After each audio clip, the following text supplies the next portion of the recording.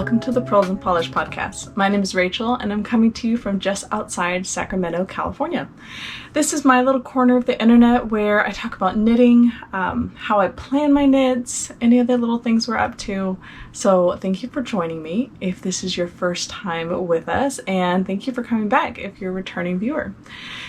You can find me on Instagram and Ravelry, and links to those are on my website in the link below, along with all the makers and dyers and designers I talk about in today's episode. So this is episode 26. Some quick little life updates. School started. So I have 2 kids in school full time. My youngest started kindergarten. I'm really glad that they're both in school.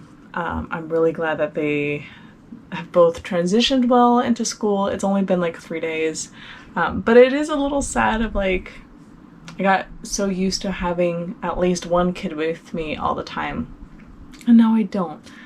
It's full day, so it's a long day for everybody. So anyways, we're back in school. We're back to our school schedule, which has been great since both my kids and myself, we work really well on schedules and predictability. So having that schedule back has been wonderful. And then on top of that, even though it's August, it's still well over 100 degrees here in my part of California, and my air conditioning broke. So I've been without makeup for the last couple days because I just sweat it all off anyways in my car. So hence the little more au natural look from me today. With all that being said, I now have a little, not a ton, but a little more time during the week to hang out with you guys. So throwing some ideas around, we'll talk about that more towards the end of the episode. But let's get to the knitting. So finish objects. I have 3 that I finished. I'm excited to show you. So the first are these stripy socks. Let's see if I back this up. This is not my usual setup for doing podcasts because I live with my in-laws. They're just other people around all the time. They're retired, so I just don't have access to all the rooms of the house like easily, because someone's in the kitchen or someone's using the study or someone else is watching TV. So I'm currently in my kids' room on the floor in front of their closet, because that's the only room that gets like a lot of natural light with a closed door. Our room doesn't get a lot of natural light, and we have like window covers because we have a lot of art up in our room. So little different setup. Told you guys so much is going on right now. So first sock, this is called Ginny Weasley by Nomadic yarns, and I'll get a little closer. But it's a self-striping sock. Oh, wrong way. Hold on. So it's self-striping, and it's on her fingering weight yarn. And it's pretty self-explanatory. I did a ribbed sock just because I like a little bit of rib. I did an afterthought heel. So I knit my sock like a big tube, and I placed a marker where I wanted my heel, and then I went back in, cut my knitting, and put in my heel. So I've done some other similar socks like this, so nothing really new. 20 rounds for the cuff, 2x2 rib, 60 rounds for the leg, and the foot was around, my foot is usually around like 70 to 80 rounds, and then a toe. One thing I did want to talk about this is self-striping yarn. You can get them pretty close. Of course, this is hand dyed, so it's not dyed by a machine. So you do get a little variances as far as the stripes being exactly the same. I always find, if you can see right here, where one color ends and the other color starts, and that's how I cast on. So I have one little row of pink, and then it goes straight to that like aqua green. And I did that for both socks, so I knew they would start in the same place. But you still kind of get off a little bit on your striping. So I don't know if this will show super well, but it's just a little bit off, and you can see it mostly was when I was putting in the heel. And so you can't even tell now, because unless you're like actually looking for it, you're not going to notice. But there was like one green line, instead of having it all this like purple color, and then you can see it in the toes. So one toe ends in blue and the other toe ends in orange. Is it the end of the world? No. Is it going to bug me? A little bit. But I decided that these socks are not identical twins. They're fraternal twins. They're going to look very similar, but they're still going to be different. And that's okay. And I had to keep reminding myself, like, this is why I choose to work with hand-dyed yarn, because it's not going to be exactly the same every time. There's going to be some variances because it is made by hand. And that is important to me. So anyways, all that to say, I finished some socks that are self-striping. Really happy with how they turned out. I love the colors. I'm getting an Advent skein from Nomadic. I think it's Nomadic. I have like 4 Advent skeins that are coming in that are self-striping sock skeins. We'll talk about that as we get closer to like December, but I'm really excited for those. So, love self-striping. Definitely need to do more of those. As far as my other finished objects, at the last episode, let me check my notes real quick. I hadn't even cast these on, and I finished them. So these are my August socks, and this is by, hold on, let me see if I can get this a little higher. And there we go. I'm still trying to figure out this camera. You'd think I'd have kept this figured out by now. These are my August socks by Pasley Knits from her Yarn Club of the Gods. And I'll grab one. These are Mountain Socks by Sarah Opie. So this is one of her like older patterns. But I love her patterns. I love just how much variety she has in there, and different heel types and different toe construction and top down and toe up. So she just has a lot to offer as far as her sock patterns. So this is not one that has a lot of projects finished, which is why I was like, well, I definitely have to do this. So this is called the Mountain Sock, and it's kind of like a broken rib. And I just really love how it turned out. The colorway was Apollo, so you get this beautiful like golden yellow. Not a ton of variances. If you see here, like on the foot, there's definitely some variation, but not super aggressive variation. It's very subtle, which I do appreciate about some of these colorways, that there's just subtle variation, so you can focus more on a textured pattern than want to focus more on like the actual colors. So I think this was a great pick for this pattern. I also want to do this pattern because of the heel. This is called, hold on, let me move, there we go. This is called a strong heel. And if you were with me in January, I did a strong heel for my January socks. And there was this whole saga of I was knitting these socks and I thought I knew better, and I knit a 60 round leg. And then when I got to the heel, realized I had to do like another 20 to 30 rounds just for the heel construction. So I was gonna have like a 90 round leg, ended up tearing out half of it. And it all worked out fine, and the socks look fine. But I just didn't read ahead. So when I saw it was a strong heel, I read ahead, realized what was going to happen. So I followed the directions exactly and had a beautiful heel experience without any problems. So with a strong heel, you start increasing on the side. So this is still like your gusset. You still have that triangle, but you're increasing, and then you do a bunch of short rows to kind of close up the gaps over here. See if I can move. Nope, not that direction. this direction. So you're closing up the gap with short row heels, and then you just keep going. So it's a great alternative to like a heel flap and gusset. So yeah, I love trying new things with each pair of socks that I do. Some I just want a mindless knit. I just want to knit socks.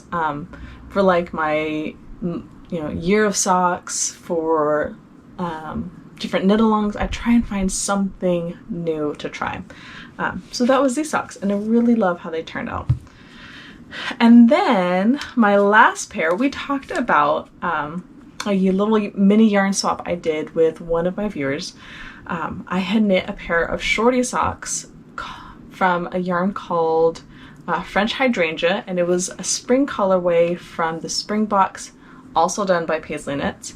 And she had sent me a comment and said, I love this colorway. We used to have a hydrangea bush in the house I grew up in, and it would have all these colors. They match exactly. And so we talked for a bit, and we ended up exchanging yarn. So I had about 50 grams left over. So I sent that to her, and then she sent me 50 grams of yarn as well. And then she sent me a 20-gram mini. So I already forgot who the yarn is from. Oh, the Kinetic Knitter. This is the Kinetic Knitter. So I knit some shorties with, hold on, let me back up a little bit, with the yarn that she sent, and I think they turned out beautifully. So this is another pattern by Sarah Opie. She did, I think it's called the Everyday Sock set. It's basically like a different style of sock from Monday through Sunday. This is the Wednesday sock. So it is a shorty, and rounded toe.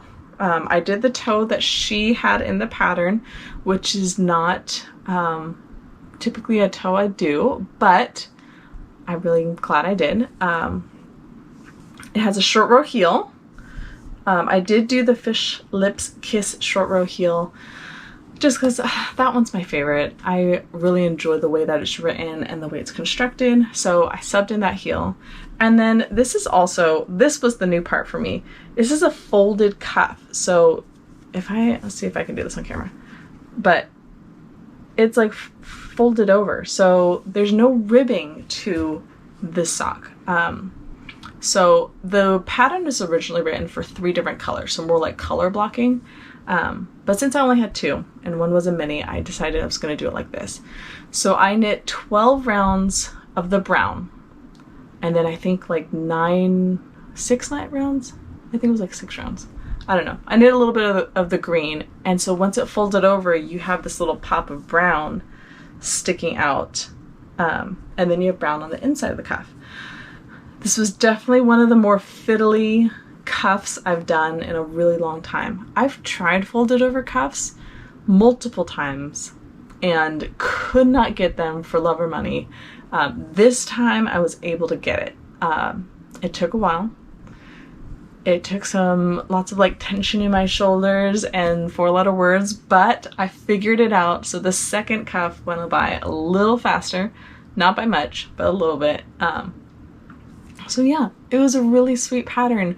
Definitely one I would want to do again with that kind of color pop, and that way I can use more of my mini skein or leftovers that I have for socks. So those are my finished objects.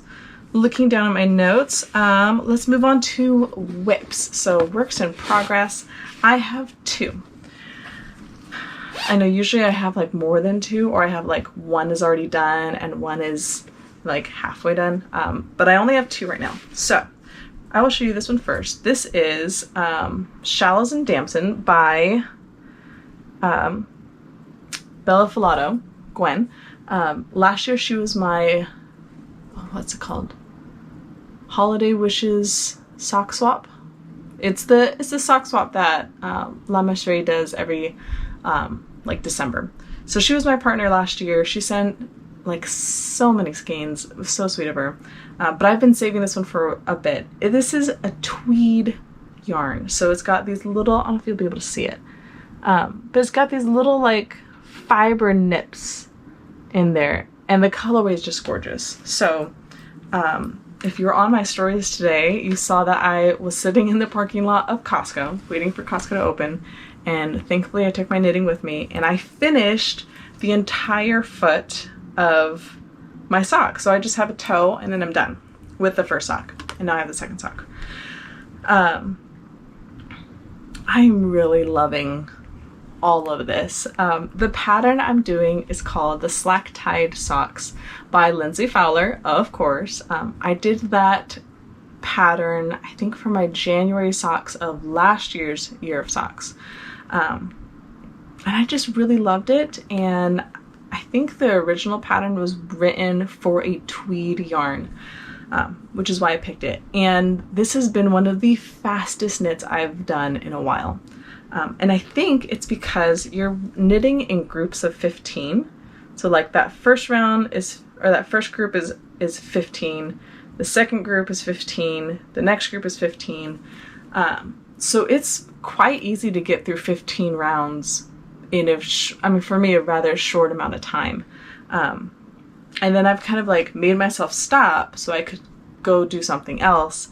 But like you can easily get through 30, 45 rounds without blinking, because it has a little bit of purling, but it's not a ton. So it's very much like a potato chip knit where you just don't have to think about it, you just knit. So really loved that. One thing I've noticed is the way that patterns write sock heels. All right, I'm gonna stretch my legs out a little bit. My legs are falling asleep. I usually don't sit on the floor when I record podcasts. I usually sit in a chair, and now I'm on the floor. Anyways, so the way that patterns will place their heels is a little different. In some patterns, it has you place the heel in the back. So like this is the front of your knitting, you knit, knit, knit, and then it's time for the heel, and the heel placement goes on the back. Some patterns have you put the heel in the front, which was what this one was. So where these pins are, that's the front of the sock. And then had me put the heel in the front, and then now this is the front. And I'm counting from this side, and then I keep knitting. And I thought about switching it because I prefer to put my heel in the back, because then I can have all my pins on the same side, and it's easier for me to count how many rows I have. But I was like, I'm not going to reinvent the wheel. I'm just going to do the way it's in the pattern and just make sure I remember that for the second sock. But it was one of those weird, like, oh, how many times have I done a pair of socks and just skipped the entire heel section and just did it the way I always do it, and it's written differently. So, if you haven't paid attention to your sock patterns, pay attention and see where they put the heel. Is it on the front or the back? And then what is your preferred way? Because I know some people, they always put it in the front. My mom always puts it in the front. I always put it in the back. No one ever knows. It doesn't make a difference. It was just one of those like little mini revelations as I was knitting this sock. So I'm going to finish that sock tonight. I'll just pop the toe in, and then I'll start the second sock probably tomorrow. Maybe tonight. We'll see. The second whip I have is this little beauty. This is, I believe it's pronounced Gormanghast. I don't have the tag with me. But this was the full skein from the Grenouille Advent box from last year. So to like make this all very connected and circular, my Grenouille did the January colorway for last year's year of socks from La Messerie. The pattern I used was the Slack Tied pattern by Lindsey Fowler, which is the pattern I'm using on this sock. I don't know, I think it's great. So anyways, this is her full skein. I've been holding on to it since Christmas. Finally it was time to cast it on, and I am doing the Now and Next pattern by Hey Brown Berry. That's her name on Instagram. I can't remember her first name. I think it's Marceline. But anyways, it is this great pattern. It is half like twisted broken rib, and then half just regular stockinette. And she has this beautiful thing written in the pattern about how we all are kind of walking the same path, but we have different experiences. And so that was just really lovely. And this has been flying through. I love these colors. I love how like that texture is just kind of pulling different colors to the forefront, and then you have the stockinette, and then you can see the other colors. So that is going beautifully. There was a whole like mini saga with this pair of socks. I had my credit card stolen, like virtually. I had my card with me, but somehow the card number was stolen. Someone tried buying concert tickets on my card, like thousands of dollars worth of concert tickets. And my husband texted me in the middle of the day of, hey, did you buy tickets to a concert? I was like, no, we don't go to concerts. We don't do fun things like that. So we're able to like cancel it right away and report it as fraud. My email got hacked at the same time, so I was getting like well over 100 emails being like subscribed to all these different newsletters in like the span of 15 minutes, which was just super frustrating. But anyways, we canceled our credit card, and I went to go buy this pattern on Ravelry thinking it'll be great because it's through PayPal, but PayPal is connected to our credit card, and we typically don't keep money on our PayPal account. We just automatically transfer it. So just like, frustrating. So I had posted it on Instagram, and I had 3 people reach out. One very nice viewer reached out and offered to gift me the pattern, and I said, thank you so much, but it's okay. I have a backup plan. I can wait a couple days. Our new cards are coming, but I really appreciate it. And then the next morning, another viewer just sent it to me as a gift on Ravelry, which was super sweet. And then a third viewer reached out and said, I was just going to send it to you, and I realized you already have it. So just like the knitting friends, fiber friends are the best friends. We may not always agree on things like DPNs versus, magic loop or 9-inch circular, or even like, deeper things than that. But, when push comes to shove, fiber friends pull together. And I love that about this community. So thank you to all of you who reached out. I'm going to be giving away 3 patterns on Instagram. So make sure you follow me on Instagram, and keep an eye out for that. We'll probably do it like Monday, just so I can pay it forward, and just show my appreciation for this beautiful community. So that's that. I'm almost done with the foot. So this sock may be done tonight as well. I've been trying to go back and forth with doing only 15 rows on the slack-tied socks, and then spending the rest of my time on these socks, because the one that I want to give most of my time is the slack-tied socks because it goes so quickly. But I don't want to leave this one behind. So now and next is being kind of prioritized, and then slack-tied, it just goes super quick. So, there's not a ton that I need to worry about as far as finishing that one. All right, let me wrestle those back into bags. All right, knit-alongs. I am participating in 2 knit-alongs. At one point, I was in like 4 different knit-alongs. It was way too many knit-alongs. I ended up posting like 6 pictures of finished objects for one of the knit-alongs the night they were due, just because I forgot that I didn't post or take pictures. So they were like super ugly on my bed, terrible lighting.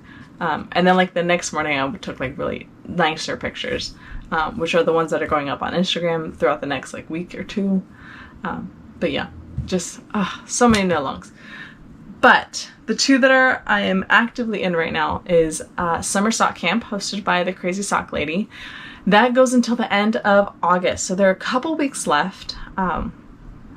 So I had set out a list of yarns that I wanted to knit up for summer sock camp, and I have one left on my list that I still need to do, and it's this one. This one's by Hickory Lane Fiber Co., and this is called Button Down Flannel on her cashmere sock base, and it is just beautiful. I love it. I keep going back and forth on what kind of pattern I want to do for this one.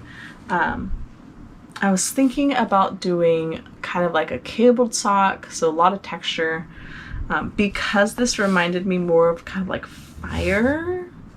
Had like a fire vibe to it, so I thought this would be a great choice. But then I thought maybe I'll do High Desert Socks, also by Lindsey Fowler, because I do have some like pinks or like light greens or yellows that I could use as contrasting colors. Maybe a blue, maybe, because there's some like dark blue speckles in here. But I do like the idea of like fire socks. So yes, this is my last skein that I had like written on a list of things that I wanted to accomplish for summer sock camp. I did surpass my finished goals as far as like how many pairs of socks I wanted to knit. But this is the last one. So hence like speeding through these two so I can get to this one and then be able to say I knit all the socks on my list and I'm super chuffed about it. So yeah, we'll see. I'm still thinking about it. I think I know what I want to do. But you know, if a pattern comes out tomorrow that is just perfect, then all bets are off. The other knit along I'm actively in right now is by Lindsey Fowler of Larkspur Knits, and it's her Little Summer Socks knit along. And the whole idea is to knit shorty socks all summer. Not all summer, but like through the end of September. Any pattern, doesn't have to be her pattern. It could be any of her full-size patterns and you just adjust it so it's a shorty sock. So the ones that I would like to do for that are my summer box and my spring box from Pasley Knits. I had already decided I was going to do shorty socks. I just didn't know when I was going to get to it. But with this shorty sock knit along, you know, that's a perfect time. So I already have 2 out of 8 done. Shorty socks go pretty fast. So, I mean, I probably could cast on like 4 different socks and just like, you know, do cuff, cuff, cuff, cuff. Like do all the cuffs for all of them. Then do all the like mini leg, because it's only like 5 to 10 rounds. Do all the heels for all of them and then do, you know, break up the foot. Or I could just, you know, get things done and just knit the whole sock at once. I don't know, sometimes I need variety as far as like I need to have multiple things going, or I get bored. But those are the 2 knit-alongs I'm participating in. You don't have to like do anything to participate, you just knit and you post pictures, so definitely check those out. And then our giveaway. So we have a giveaway posted in last week's, or the last episode. So if your name is on the screen, congratulations, you won the giveaway. So if you can send me an email to pearlsandpolishpodcast@gmail.com. It's in the description below, as well as the website. But you get your choice of one of these. So these are from Legacy Fiber Arts. These were from her, I think they were moving. I don't remember what it was. But these are mystery sock sets. So you have a green one or a purple one. So let me know in the email if you would like the green or the purple, and I'll be happy to send that out to you. That's that. And then reading and watching. I just finished a book like this afternoon called Tongue of Serpents. It's part of the Temeraire series by Naomi Novik, and I'm going to start the next one. I think it's book 8, called Crucible of Gold. There are like 9 books in this series. I really enjoy it. It's historical fiction, except there's dragons. So it's the Napoleonic Wars. So it's a little historical fiction and a little bit of fantasy, and she just brings them together beautifully. The only thing is, my only like hang up with this series is that the first like 2-3 books go by like fast. They're fast paced. And then all of a sudden, I gotta rearrange myself. And then like they just start slowing down. So yeah, I'm reading them now. At this point, I'm reading them just so I can finish the series, because I like to finish series. But it is going slow at this point. So if I remember correctly, it's going to speed up a little bit, but I'm not sure. Still a great series. Definitely check it out. I'm also reading, so that one I'm doing by Audible. I'm reading a book on my Kindle. I finally got a Kindle, called The Benevolent Society of Ill-Mannered Ladies. I don't remember who wrote it. But Bethany of Woolbury is having this like summer read-along, knit-along type thing. So she had like 6 different books, and then they had like 6 different patterns, and she picked patterns that like went with certain books. And then you like knit and read. And I thought that was a beautiful idea.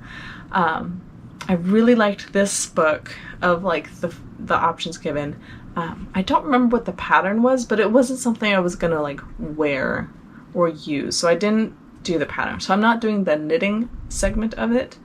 But I am reading this book and I'm really enjoying it. It's kind of Regency time in England, and these 2, like they're twins. They're not identical. They're fraternal, but these twin women who are like in their 40s, never married. So at that time and place, they would be like spinsters.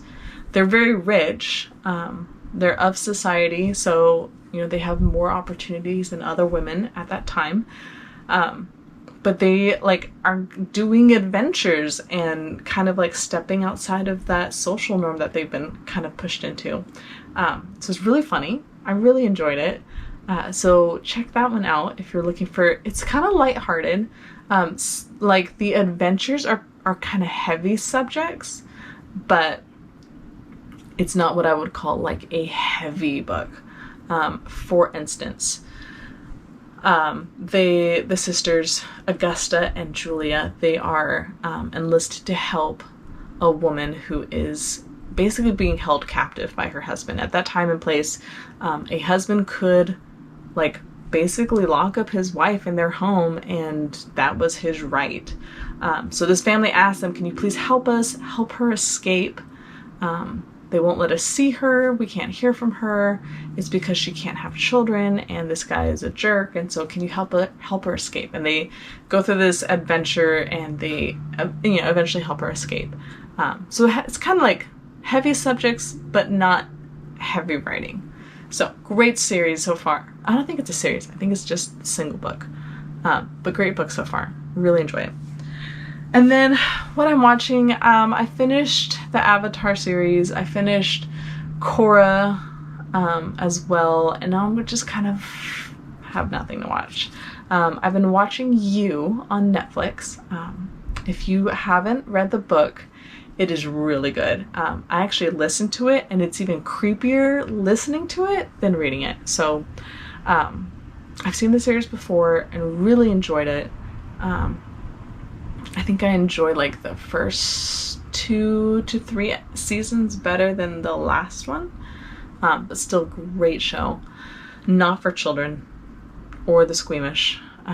It's about a stalker, but it's really well written. And then I'm watching again on Netflix, I think it's called The Ottoman Empire. It's this like true story of